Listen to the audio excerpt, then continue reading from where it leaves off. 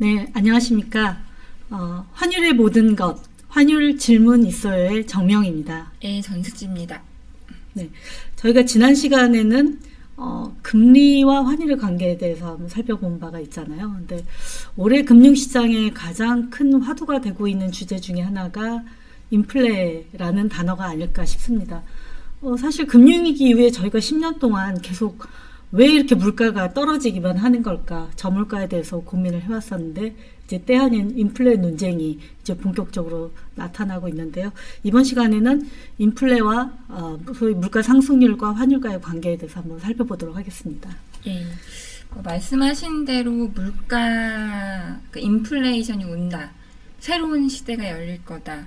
그런 그런 인플레에 대한 우려가 화두인 것 같습니다. 차트 보시면 OECD 국가들의 70년대부터의 소비자 물가 상승률인데요. 계속 내려왔습니다. 70년대에 엄청난 그 인플레 시대를 경험하고 난 이후로 계속 물가가 뚝뚝뚝 떨어져 왔는데, 여기에는 일단은 80년대에 공격적으로 금리 인상을 하면서 물가 뒤에는 항상 연준이 있다, 중앙은행이 있다, 이런 공포감이 항상 뒤에 자리 잡고 있고요. 또 큰 정부에서 작은 정부 시대로 넘어왔다는 거, 그 다음에 세계화 시대, 그렇죠. 예, 저렴한 중국의 그렇죠. 우리가 저물가 형상에 대해서 여러 가지 다양한 분석을 내놨었잖아요. 예, 네. 중국 김치도 저렴하게 먹을 수 있고, 그렇죠. 예, 그런 부분들, 또 그리고 기술의 발전이랄지. 예, 네. 최근에 또 아마존 그렇죠. 아마존 효과. 네. 근데 이제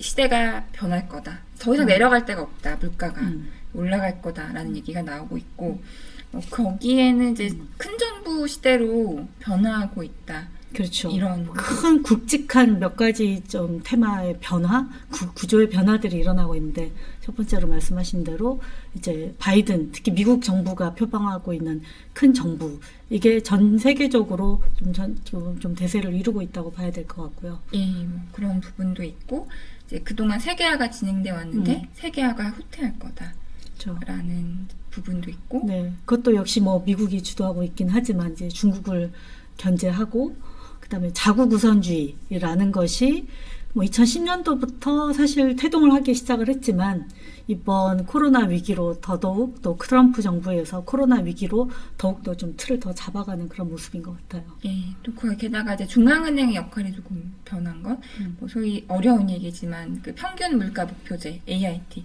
그러니까 중앙은행이 이제 인플레 파이터가 아니라 고용을 증진시키는데 역할이 변하고 있다. 이런 부분들이 일단 어쨌든 새로운 시대의 도래를 얘기를 하고 있습니다. 서론이 조금 길었을 수 있는데요. 이번 주에 미국 물가 지표가 나오거든요. 나오는데 시장에서 올해 흐름들을 보면은 미국 물가 지표가 높게 나오면은 달러가 강해지는 그런 패턴들이 나타나고 있습니다. 그래서 시장에서는 물가 상승 이꼴 미국의 물가 상승 이꼴 미국의 통화인 달러 강세, 이렇게 좀 생각을 최근 분위기가 그랬었죠. 하고 있는 것 같아요. 그래서 과거 사례들을 보면은 미국의 CPI가 올라갈 때 달러는 약해지고, 또 작동이 쉽지 않습니다. 미국의 물가가 떨어질 때 달러가 강해지는 그런 패턴들이 더 많이 나타났던 것 같아요. 네. 예. 그래서 오늘 이 시간에는 이거 어떻게 보면 이제 경제학의 상식에 대한, 그러니까 물가가 해당 나라의 물가가 올라갔을 때 통화 가치에는 어떤 영향을 주는지, 그렇죠. 일단 물가만 따로 떼서 한번 보는 시간이라고 생각하시면 될 것 같습니다. 그냥 경제학적 상식에 대해서 말씀을 드리려고 합니다. 사실 저도 이해가 쉽지 않더라고요. 그럼 결론부터 말씀드리려고요. 네네. 해당 국가의 물가 상승 이꼴 통화 가치 하락. 그러니까 쉽게 얘기하면 우리나라 물가가 올라가면 통화 가치가 하락한다는 거는 한 줄로 보면 어떻게 말씀드리면 될까요? 환율이 그렇죠. 오른다. 물가가 올라가게 되면 이제 그 나라 국민들의 구매력이 떨어지는 거잖아요. 예, 맞습니다. 그러니까 돈을 쓸 데가 없는 거지. 그러니까 돈의 가치가 떨어진다고 저희가 얘기를 하잖아요. 5,000원 하던 점심값이 10,000원으로 올라가게 되면 우리가 같은 월급을 받을 때 가용할 수 있는 소비력이 줄어드는 그런 거잖아요. 그러니까 뭐 그냥 단순히 그런 차원에서도 통화 가치가 떨어질 수 있다 이렇게 좀 생각할 수 있을 것 이런 같아요. 설명도 어렵더라고요. 그래가지고 일단은 뭐 구매력에 대한 측면, 두 네. 번째는 통화량의 측면 두 가지 측면에서 말씀드릴 건데 경제학은 이렇게 가정의 학문이라고 하잖아요. 수많은 가정을 놓고 결론을 이제 내는 건데 제가 이제 가정을 굉장히 타이트하게 놓고 이 구매력 측면에서 물가와 통화 가치에 대해서 말씀을 드려보겠습니다. 세상에 딱 두 나라밖에 없다라고 가정을 할게요. 네. 미국하고 한국밖에 없고 두 나라는 모든 것을 자급자족하는데 이 빅맥만 그 교역을 해요. 딱 빅맥만 교역을 하고 교역을 하는데 보통 운송비도 들고 관세도 있잖아요. 네. 없다. 다 없다라고 이제 가정을 하겠습니다. 가정이 타이트하네요. 예, 가정의 학문이기 네. 때문에 그렇게 봤을 때 저 아니면 이해가 너무 어렵더라고요. 네. 이랬을 때는 또 달라지고 하니까. 네. 그다음 일단은 이제 미국에서 빅맥이 지금 1달러예요. 미국은 이제 물가가 안 변하고 계속 1달러로 갈 거고. 그러면 이제 환율이 지금 1달러당 1,000원이라고 봤을 때 한국에서는 빅맥이 1,000원이에요. 근데 이제 한국의 물가가 이제 떨어져서 물가가 하락해서 빅맥이 800원이 돼요. 그러면 어떤 사람들이 그 행동을 하게 될까요? 이제 싼 데 가서 사겠죠. 네, 싼 데 가서 사겠죠. 그러면 미국 사람들이 한국에 있는 빅맥을 사다 먹겠죠. 그러면 결국은 한국에는 달러가 이제 더 들어오게. 그렇죠. 한국의 빅맥 수출이 늘어나는 거고 네. 반대로 미국 입장에서는 빅맥의 수입이 늘어나는 게 되겠죠. 네, 그러니까 한국 입장에서는 수출이 많아지고 달러가 많이 들어오고 달러가 많이 들어오면 환율이 달러가 많아지니까 환율은 하락하는. 예, 그러니까 한국의 통화 가치는 원화의 가치는 올라가는. 거죠. 그러니까 결국은 물가가 떨어지면 통화 가치가 올라가고. 일단 지금 교역의 측면에서 설명을 네. 하신 거네요. 예, 네, 그러니까 네. 딱 교역의 측면에서 네, 네. 물가가 올라가면 통화 가치가 떨어지고 네. 물가가 내려가면 네. 통화 가치가 올라간다. 네. 근데 물론 여기 세상에는 이제 여기 있는 것처럼 여러 나라가 네. 있고 관세도 있고 뭐 운송비도 있고 그렇죠. 뭐 사람들이 선호도도 예. 다를 수도 있고 이거를 뭐 서비스하는 서비스료의 차이도 있을 거고요. 예. 여러 가지 변수들이 많은데 이제 그럼에도 불구하고 어떤 글로벌하게 어떤 물가 수준을 비교하는 어떤 나름대로의 지표는 필요하겠다라고 생각을 해서 나온 게 이제 이코노미스트에서 발표하는 빅맥 지수라고 예. 볼 수가 있을 것 같죠. 그래서 빅맥 지수를 보면 사실 지금 통화 가치가 상대적으로 올라간 좀 고평가됐다고 보여지는 나라보다 저평가됐다고 보여지는 나라들이 많습니다. 그러니까 물가가 비싼 나라들은 사실은 통화 가치가 약해져야 되는데 환율 기준으로 환율이 그 나라 통화가 좀 그 환율 기준으로 높게 평가가 되기 때문에 고평가됐다고 나오는 것 같고 저소득층 같은 경우는 뭐 50% 60% 가량 저평가됐다고 이렇게 평가가 되기도 합니다. 다시 어렵습니다. 네네. 물가가 어쨌든 네. 높아진다라는 네. 거는 통화 가치가 오히려 떨어진다. 네. 네, 어렵습니다. 그래서 좀 제가 드리고 싶은 말씀은 이제 빅맥 지수를 가지고 우리나라 통화가 이렇게 저평가됐으니까 원화가 이제 절상이 되겠구나, 가치가 올라가겠구나 이렇게 판단하실 그런 근거 자료는 아니라는 겁니다. 네, 그리고 그러니까 엄청나게 그러니까 보통 물가가 환율에 반영되는 건 오랜 시간이 이제 걸린다. 왜냐하면 이런 많은 차이점들이 있기 때문에 그게 시장에 반영될 때는 엄청난 시간이 걸리고 우리가 당장 환율을 전망할 때 쓰기는 일단 요 구매력 측면에서는 쉽지는 않은 것 같아요. 그러면 조금 더 단기적으로 이제 와닿을 수 있는 거는 이제 기대 물가가 있을 것 같아요. 기대 물가. 지금 예를 들어서 우리가 2%의 그 돈을 조달을 할 수가 있어요. 케이스 1, 그러니까 1, 2네. 어떤 나라에서는 물가가 20% 오를 거라는 기대감이 있는 나라가 있고요. 어떤 나라는 물가 안 오를 것 같아? 일본 같을 수도 있죠. 그런 나라가 있다고 가정을 해볼게요. 그러면 그 케이스 1의 나라에서는 올해 집값이 1억이면 내년에는 얼마죠? 20% 물가가 올라간다라고 생각하면 1억 2천이 될 거라는 네. 기대가 있을 거고요. 케이스 2 같은 나라는 집값이 안 오를 것 같다라는 생각이 있을 것 같아요. 그러면 어떤 행동을 하게 될까요? 케이스 1 같은 경우는 집 올라가면 빌려서라도 사야 네, 되겠죠. 빚내서 사야죠. 네. 빚내서 막 사게 될 것 네. 같고 케이스 2의 나라는 이자만 나가니까 그렇죠. 굳이 살 필요가 없는 네, 거죠. 신용을 네. 별로 창출 안 하게 네. 되겠죠. 그래서 네. 결국은 케이스 1 같은 경우는 그러니까 기대 물가가 높다라는 거는 막 빚내서 그 해당 통화가 많아진다. 통화량이 많아질 수 있다. 신용이 창출되고. 그렇죠. 통화 승수가 뭐 높아진다라고 네, 경제학적인 용어로 어렵습니다. 설명을 네. 하는데 네.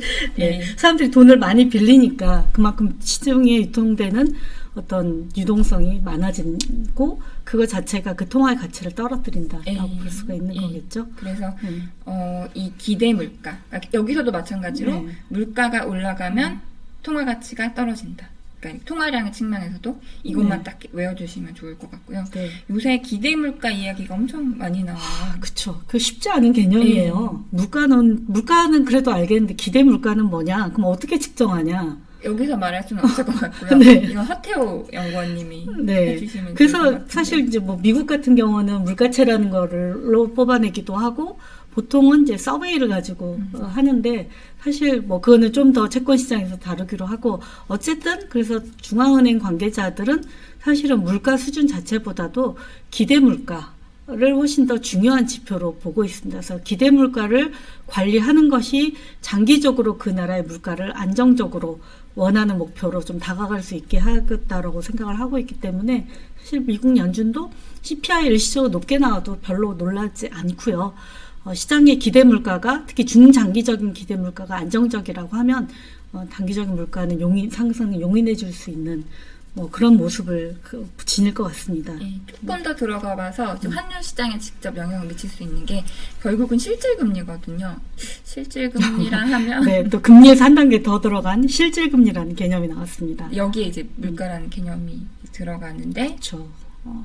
뭐 실질이란 개념이 들어간 그 단용어가 들어가면 결국은 이제 물가를 반영한 그러니까 내가 임금이 5% 올랐는데 물가가 5% 올랐어요. 그럼 제 임금은 오른 걸까요? 실질적으로는 안 올랐다고 얘기를 하잖아요. 그래서 이런 실질이란 단어는 결국 이제 물가를 반영한 그런 개념이라고 보시면 될 것 같고 일반적으로 실질 금리는 이제 기대 물가 가지고 산출을 하게 되고요. 환율에서도 뭐 실효 환율을 할 때 명목 환율 외에 실질 실효 환율이란 것도 양국의 물가 차이를 반영을 해서 산출을 하는 거잖아요. 그래서 물가를 반영한 개념이다라고 보시면 될 것 같습니다. 그래서 지금 시장 금리에서 기대 물가를 뺀 게 실질 금리다. 그럼 이게 이제 환율에 그동안 어떻게 영향을 미쳐왔는지 보시면 이게 미국 빼기 왼쪽 차트가 유로존의 회색선이 실질 금리고요. 파란 선이 유로 달러 환율 이제 축을 거꾸로 한 건데 트렌드는 거의 물론 이제 그 때마다 정도의 차이긴 있긴 하지만 미국 빼기 유로존의 그 실질금리 스프레드가 좁혀졌을 때는 일단 뭐 달러가 조금 약해지고 그런 이제 패턴들을 보이고요. 엔화는 더 좀 확실히 잘 보이는 것 같아요.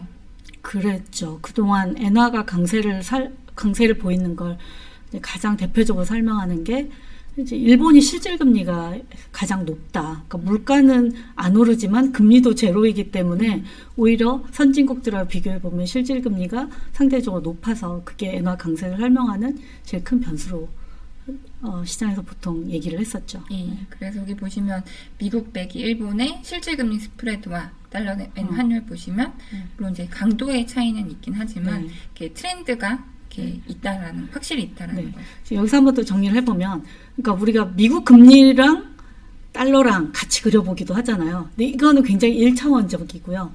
2차원적인 거는 이제 유로 달러 환율이다 그러면은 유로존과 미국의 금리차, 명목 금리차를 가지고 환율과 비교를 해볼 수도 있을 것 같고요. 한 단계 더 3차원적으로 들어가면 물가를 반영한 양국의 실질 금리의 차이를 가지고 그려보는 그래프가 이제 여기에서 보시는 그래프인데 아무래도 요 물가까지 반영한 양국의 금리 차라는 것이 그래도 환율에서는 가장 중장기적으로는 설명력이 높은 변수다라고 볼 수 있을 것 같아요. 네, 몇 단계 더 들어간 네, 내용이네요. 네. 또 하나 좀 이제 의문이 가질 수 있는 게 근데 왜 그러면 물가가 올라가는데 미국 물가 올라가는 게 달러 강세로 지금 연결이 되느냐. 그러네요. 그게 또 고민이실 것 같아요. 네. 자, 물가가 올라가면 그동안의 약세를 네. 보이는 게 이제 경제학의 상식이다. 그렇죠. 네. 네. 그런데 최근에 이제 미국이 인플레 우려가 불거지면서 달러가 강세를 가기도 했었잖아요. 네. 네.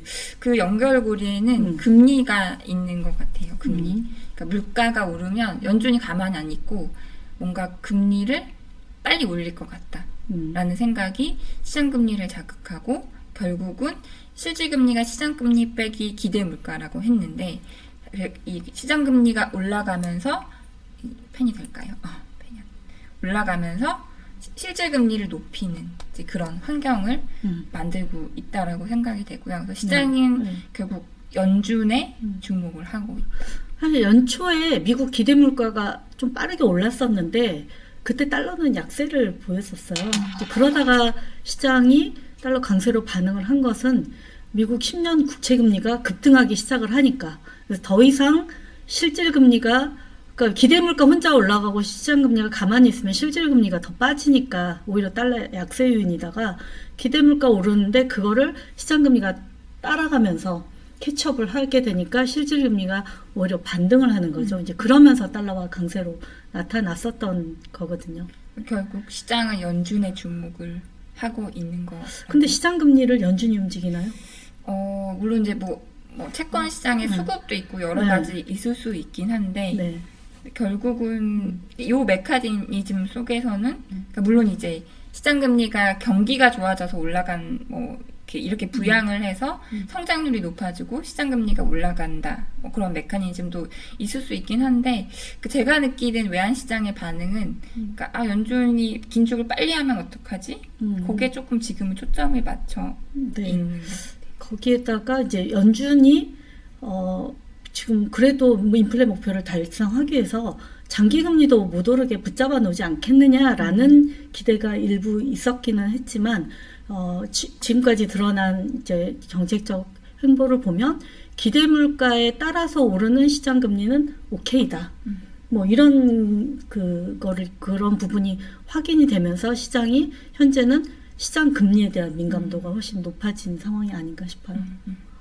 그래서 어쨌든 물가가 중요하긴 할 건데 앞으로 나온 물가 지표들 계속 네. 진짜 이 새로운 시대가 열린지도 중요할 것 같긴 한데 그 부분을 연준이 얼마나 인내심을 가질 거냐도 굉장히 중요할 것 같아요. 네, 그렇죠. 기대 물가를 어느 정도 올라갈 때까지 참아줄 거냐, 네. 시장 금리도 어느 선까지 용인을 해줄 것이냐, 그와 더불어서 이제 금리 인상 시점을 시장 예상보다 더 앞당길 거냐, 뭐 이런 부분이 물가와 관련해서 시장이 갖는 여러 가지 이제 생각의 연결고리가 아닐까 싶습니다. 예, 사실 지금 연준이 얼마나 인내심을 발휘하고 있는지를 한번 보여드리려고 하는데요. 기대 물가가 그 역사적인 수준 이상으로 지금 이렇게 올라와 있는 상황인데 아까 말씀드린 그 실질금리, 그러니까 시장금리 빼기 기대 물가, 이게 이제 파란 선이거든요. 요 선들인데 네, 이게 거의 지금 이 레벨이 역사적으로 낮은 수준에 와 있어요. 그렇죠. 그러니까 이 말은 실제적으로 금리가 매우 낮고 네. 굉장히 부양적이다.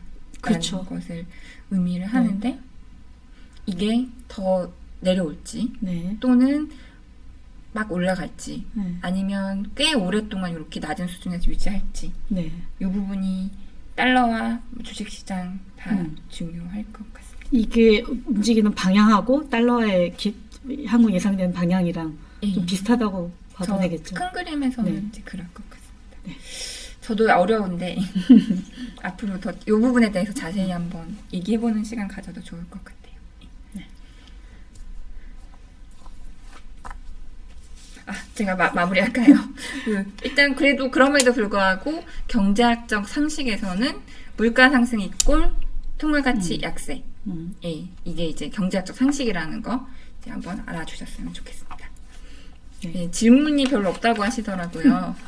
다음 시간에는 이런 거 어떨까요? 외환시장에 쓰는 용어들, 내고, 네.